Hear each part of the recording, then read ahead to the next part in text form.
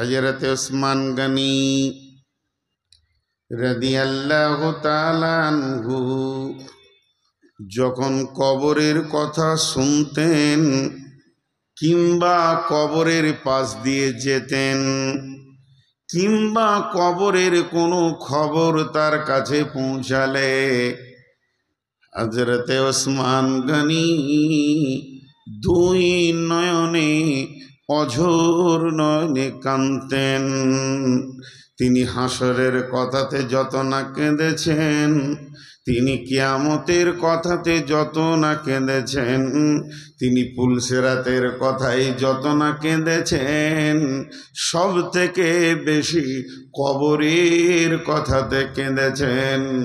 তিনাকে প্রশ্ন করা হলো, আমিরুল মুমিনিন খলিফাতুল মুসলিমিন, আপনি কবরের কথা শুনে এত বেশি কান্না কেন করেন?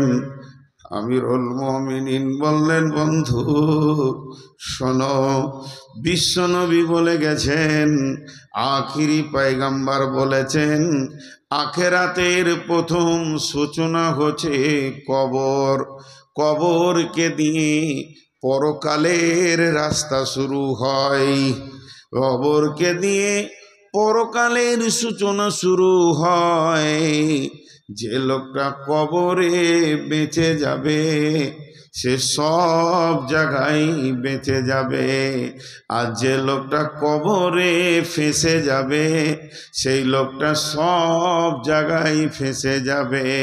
কবর একটা এমন ইমিগ্রেশনের ঘর, কবর একটা এমন চেকআপের ঘর যেখানে আপনার আমার 10 বছর, 20 বছর, 50 বছর, 60 বছর, 80 বছর, 100 বছরের জীবনের 3টি প্রশ্নে এমন পরীক্ষা হয়ে যাবে যে মালটা চলবে, মালটা চলবে না, মানদণ্ডে দাঁড়িয়ে যাবে।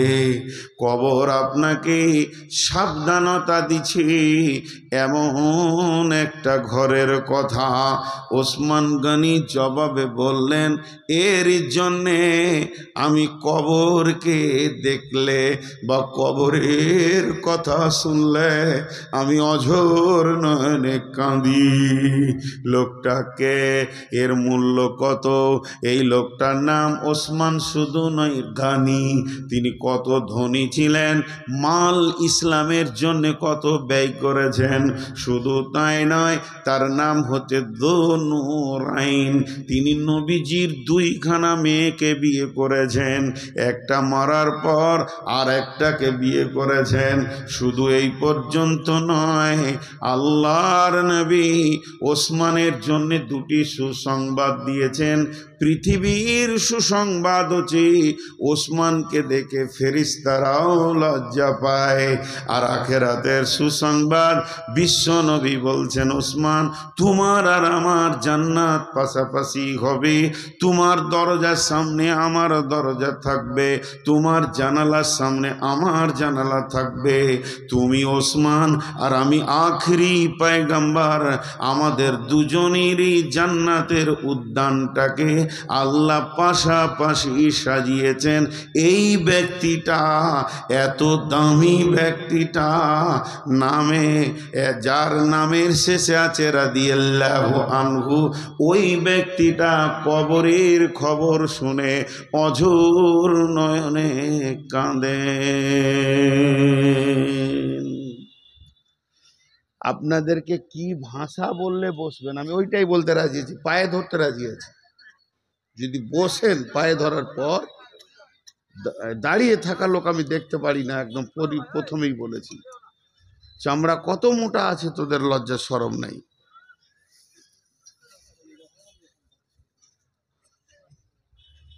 হায়া শরম বিক্রি করে তোরা এখানে আসিস।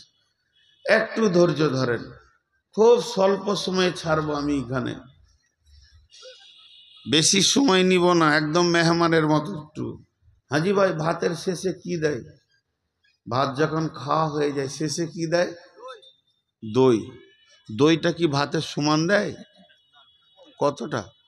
তা আমি হলাম আজকে জালসার শেষ বক্তা, দই মানে এই 10-10 মিনিট। চাটনি হালকা। আমাকে যদি একজনের আগে দিত তাহলে ভাত মাছ মাংস বলা যেত। তো সবর করেন, আজকের বক্তব্যটা অনেক দিন পর আমি রাখছি, এটা অনেক পূর্বের বক্তব্য। আপনারা ধৈর্য ধরে শুনলে আমাকে বলতে আরো ভালো লাগবে। এর নাম হলো কবর। কবর। এখন কথা হচ্ছে, কবর আমরা সবাই জানি বা চিনি, কিন্তু ওই জগৎটার নাম আল্লাহ রসুল অন্য দিয়েছেন আলামে বারজাক। আলামে বারজাক।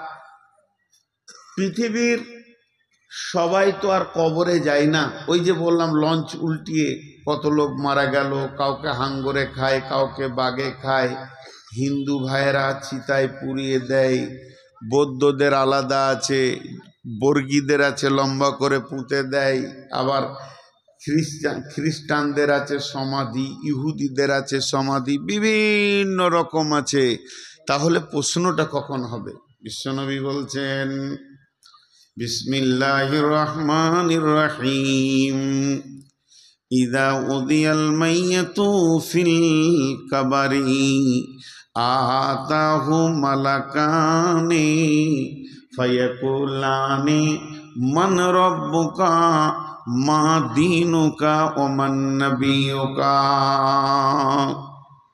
বিশ্বনবী বলছেন, যখন কোনো মানুষকে কবরে শুইয়ে দেওয়া হয়, কবরে শোয়ার সঙ্গে সঙ্গে তাকে মাটি দেওয়া হয়, ওই মৃত ব্যক্তি কবরের ভিতর থেকে সব বুঝতে পারেন, আমি আজকে দেশ ছেড়ে চলে এসেছি, গোরস্থানে পৌঁছে গেছি।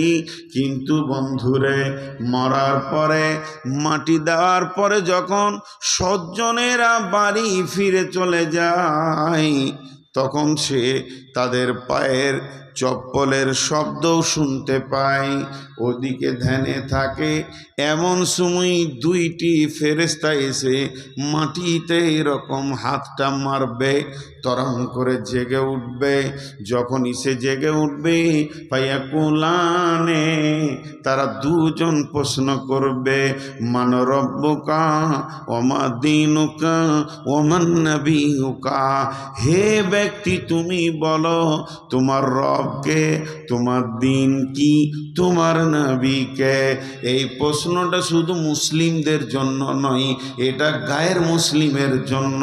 যারা ডুবে গেছে গঙ্গায়, যারা চলে গেছে পদ্মায় অতল তলে, সেখানেই তাদের প্রশ্ন হয়ে যাবে। কাউকে মার্ডার করে গুম করে দেওয়া হয়েছে, সেখানেই প্রশ্ন হয়ে যাবে।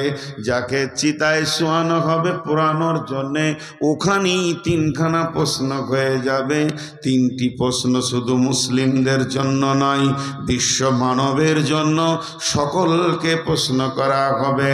দয়ার নবী বলছেন, যে লোকটি ঠিক ঠিক ঠিক ঠিক উত্তর দিবে, বলবেন রব্বি আল্লাহ, এ বলবেন দ্বীনুল ইসলাম, নবী মুহাম্মদুর রাসূলুল্লাহ সাল্লাল্লাহু আলাইহি ওয়াসাল্লাম, তা ওই লোকটার জন্যে জাহান্নামের আগুনটা খুলে দেওয়া হবে, দরজাটা খুলে দেওয়া হবে।